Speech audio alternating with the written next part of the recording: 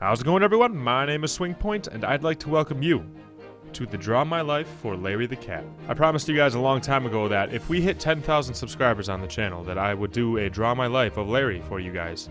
And you guys have really stepped up and come through, and we've broken that 10,000 subscriber milestone. And this is my way to thank you guys for everything that you have done, everything that you've put into the channel, and I'd also like to make sure I follow through on my promises as well. So we're going to try to do two things here. As you guys probably already know, Larry is not only a drawing, he is also a real-life kitty.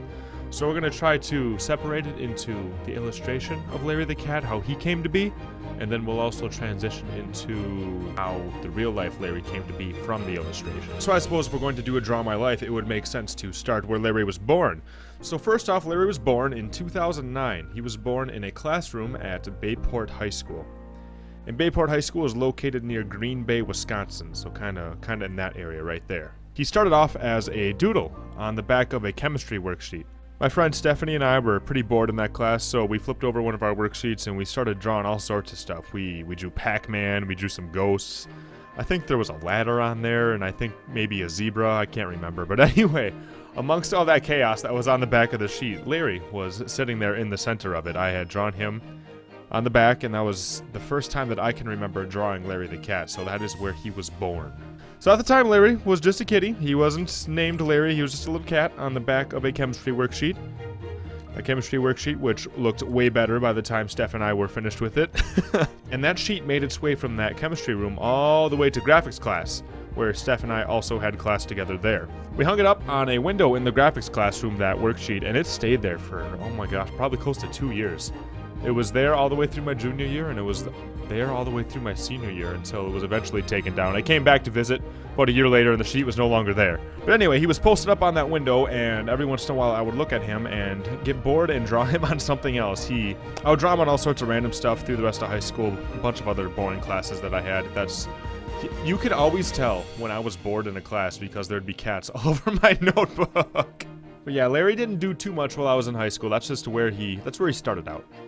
And then in about September 2011 is where Larry really started to, I guess, grow onto me as a person. That's when he really started to kind of come out of his shell and really interact with the public, I guess is a way to say it. It's kind of weird because he was a drawing, but I don't really know how else to phrase it. And the reason why September of 2011 is significant is because that was when I went back to work my sophomore year of college at UWSP.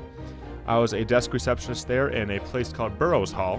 And in Burroughs Hall, the desk receptionists were given a whiteboard. And on that whiteboard, it was pretty much just a way to put your name on it. It was basically a name tag so everybody who walked in could see your name. But instead of printing out a bunch of name tags, wasting the paper, we had a whiteboard.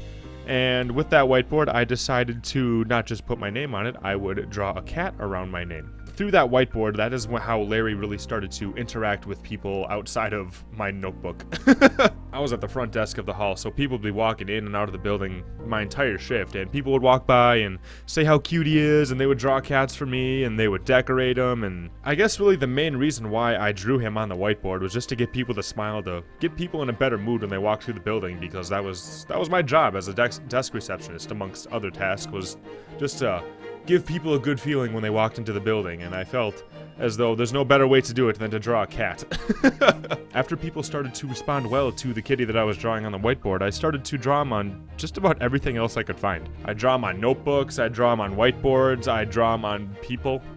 I draw him on their arms, draw him on their legs. I draw him just about anywhere I could see him. I would draw pictures of him and I would tape them to the wall just about everywhere on campus. And once again, it was really just to make people smile and to make people laugh. I feel like a simple cat drawing, for some reason, really is a good way to get people to smile, especially one that was as cute as Larry is. You gotta admit, he's pretty cute. And it really worked. I can't say I really understand how a drawing of a cat really caught on as well as it did, but everybody who I talked to really loved seeing the kitty when they walked into the building. And one of the questions that I got often was, well, what's his name? And that's something I hadn't really thought of. I was drawing this cat everywhere, and I never really gave him a name. He was just a kitty. And I was okay with that for a while, but then eventually I really started to think about it. I'm like, what would I name this cat if I really had to pick a name? And it took me a long time to really figure this out. I know the only thing I remember knowing that I really wanted out of a cat name was I wanted him to have a generic old man name. So I thought of names like Ralph or Bob. I think maybe Robert. Maybe that one happened too. All sorts of different names. Stan? No, I don't think that name was Stan. Anyway, eventually I talked to one of my really good friends at the time. Her name is Jen Ray. And after throwing a couple of names back and forth, she told me that I should call him Larry. So I took her advice, and from there on out, he wasn't just a cat with my name in the middle. He was Larry the cat, and my name would be on the side. And I just really stuck with it. I would draw him everywhere, except now I was putting his name onto everything, so people would be asking, who the heck is Larry the cat? So anyway, fast forward about a year and a half or so of drawing him. He had really grown in popularity across the campus of UWSP, or Stevens Point, where I was going to college. And in that time, I had the opportunity to draw him as a tattoo on somebody's back. I had a tattoo, so it wasn't permanent, don't worry. I had the opportunity to paint him as a mural on a wall. I got to expand his horizons and get him off of whiteboards and notebooks and actually put him onto something that is a little bit more permanent. And it stretched beyond that too. It wasn't just me drawing him everywhere. People began making posters of Larry for me, which is something you see behind me a lot during YouTube videos. You, like the DJ Larry or the Larry Shershire cat, or someone even made a canvas for me where they painted, I think it was 24 different Larrys, and each Larry has an adjective that rhymes with Larry. And each cat is painted in a way where it has an adjective that relates to the Larry that rhymes with Larry. So Harry Larry, Mary Larry, Airy Larry. It's one of the coolest things ever. It even got to the point where people would sometimes meow at me as I was walking through the campus. It was kind of weird at first, but I eventually got used to it, and I kind of got over it. But it was definitely something weird to experience people meowing at me simply because of the cat and how much Larry had become part of who I was on campus. And all this was going on right around the time when I started doing things on YouTube, which is part of the reason why he started making his way into the videos. He was in one of the first few videos, Larry was, and he has been around ever since, and it's largely because of that one little drawing that happened back in 2009. It's kind of weird to think that something so little like that could translate into something so much bigger than I could have imagined. He kind of became my weird little mascot. I mean, really all he was a drawing of a cat. That's all it was, but I really feel like if I learned anything from simply drawing a cat everywhere, it's that persistence really pays off. Because literally all I did was draw him everywhere, and it really caught on, and all I really had to do was just support it and say, hey, this is my cat, I'm gonna draw him and you're gonna like him.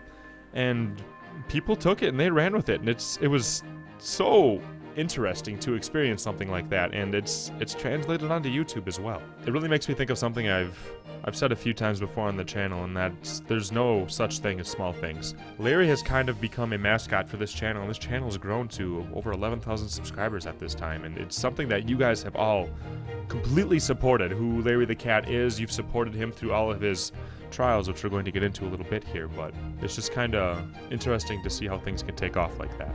But anyway, since Larry had become such an integral part of my life, I wanted to eventually get a cat and name it Larry.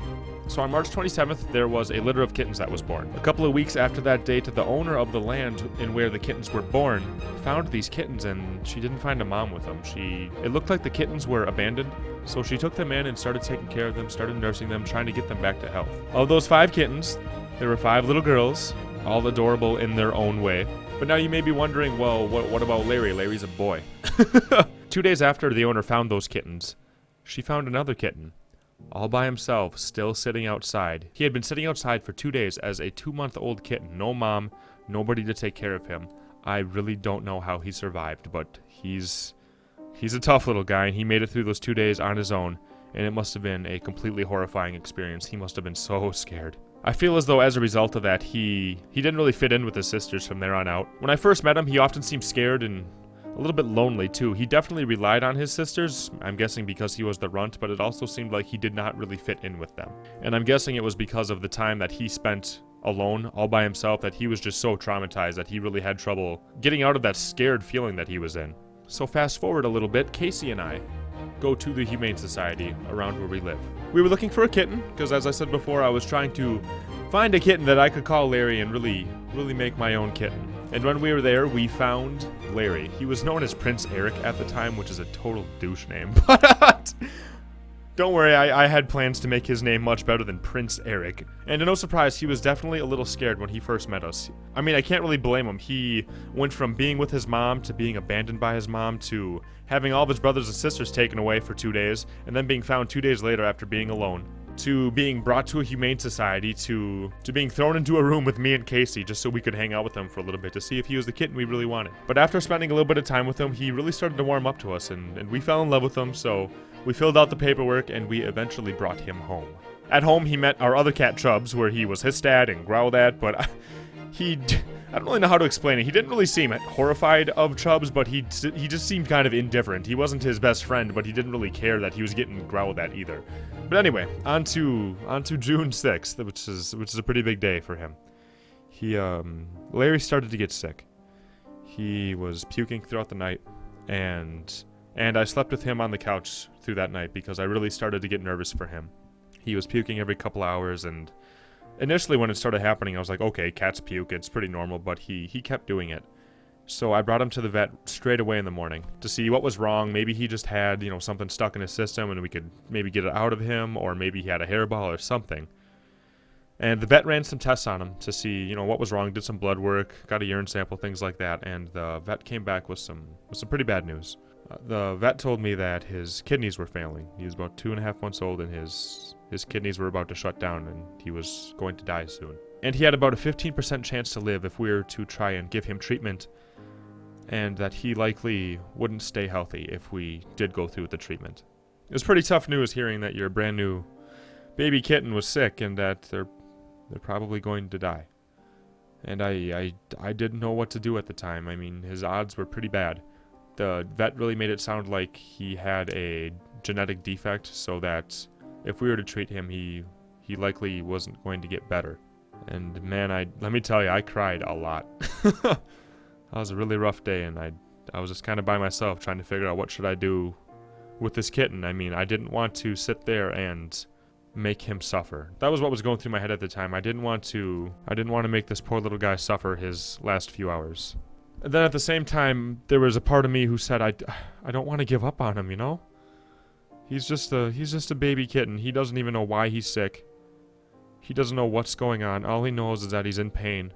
And it was my job as his owner, as his stepdad, to try and do something for him, because I felt to put him down without giving him a shot really would have been unfair to him. It was going to cost a lot of money, which was definitely sort of a concern at the time, because I had just moved to a new place. I had just graduated college. I hadn't started my full-time job yet, and cash was a little low, but there's no way I could have lived with myself if I had chosen money over giving him a chance. Eventually, I made the decision to give him a shot at life and really just see what he could do. Like I said before, his odds were pretty bad. The machine that tested his kidneys said that his levels were so high, it was actually beyond what the machine could read, because his kidneys had become so bad overnight. So I drove him to the emergency clinic, which was about a half hour away, and that, let me tell you, that was a horrifying drive, because something I didn't mention before was that since his kidney levels had gotten so out of control, that he was at risk for a sudden cardiac arrest, a sudden heart attack, and it could have happened at any moment during the drive down there. So it was definitely stressful, and let me tell you, I wasn't done crying at the vet's office. I was crying the entire time I was driving him down there, and I was just so afraid that he was going to go into cardiac arrest, and I'd have a dead kitten by the time I showed up to the emergency clinic. But once we got there, I got him to a doctor, and they said, we're going to have about a 24-hour window, and we're going to see if he responds to these treatments that we're going to give him. If he doesn't respond within 24 hours, that they were going to feel really unoptimistic about his outcome, because if he doesn't pick up by then, there's a small chance that he's going to get better at all. So I left him to the doctors at the emergency clinic, and I just tried to go home and do what I could to kind of ease my mind. But really that didn't work. So I had been calling the emergency clinic every couple hours. Called him maybe 3 hours, 6 hours. I called him many, many times throughout the night just to see how he was doing so I could get an update, and he wasn't getting better. He wasn't responding. He would have his ups and downs, but he actually just stayed bad. And I was starting to come to terms with the idea that I was going to go to the vet tomorrow to put Larry down.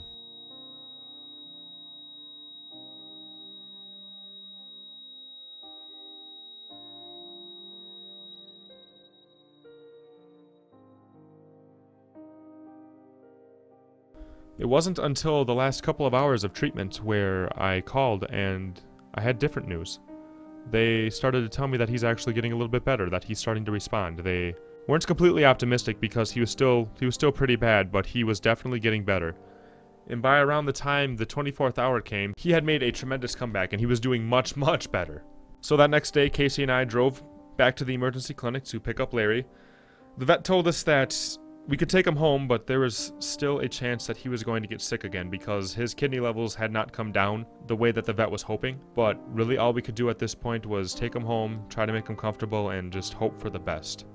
The next few days were going to be the most crucial to see if he was going to lapse back into kidney failure or if he was going to start making his way towards a full recovery. But it was going to ultimately be about a month before we could really start to feel safe again and feel as though that he was going to be a healthy kitten from here on out. I'm recording this on July 13th, 2014. It has been about 1 month and 1 week since Larry was admitted to the hospital. And he has been a healthy kitty ever since he's come home. It has been a very, very scary journey with him. But if there's anything that this little guy has taught me, it's that you can't give up. I mean, he's been through a lot for his age. I mean, being left alone at 2 months old, no mom, no sisters, no nothing, just completely abandoned outside, all the way to his kidneys failing and him almost dying. He is such a little tough ass, and he does not give up. So he kind of acts as an inspiration to me to not give up with anything. I feel like it's kind of interesting for me how persistence was kind of the theme with the drawing of Larry the cat, and how in a weird way it translated into the real life Larry that I ended up getting. But I am just so grateful that he is doing better and that he has made a comeback like he has, and that he's looking like he's going to be a healthy cat from here on out and going to live a long, happy life. You guys were so supportive to me and to Larry during that whole process. You guys saw the vlogs as they were released, and I cannot thank you enough. It meant so much to me to have you guys saying positive things and to do whatever you could to try and make me feel better about the situation, because a little bit of positivity goes a long way. I can't express to you how much that meant to me at that time. Larry has taught me a lot already in terms of persistence, in terms of not giving up, in terms of how every little thing matters. And I'm sure he's going to teach me much more as I continue to live my life with him and as you guys continue to interact with him on the channel. But for now, I'm really just excited to be where I'm at and to enjoy this little kitten for what he is. So guys, I think that's about it. Thank you so much for listening to this Draw My Life of Larry the Cat. It was an interesting experience trying to make this for you guys. I did this on an iPad, which was a horrible choice, which is why my illustrations are a little funky. But I also really enjoyed kind of looking back and being able to look back at what Larry's story has become and to figure out how that has helped turn me into the person that I am today.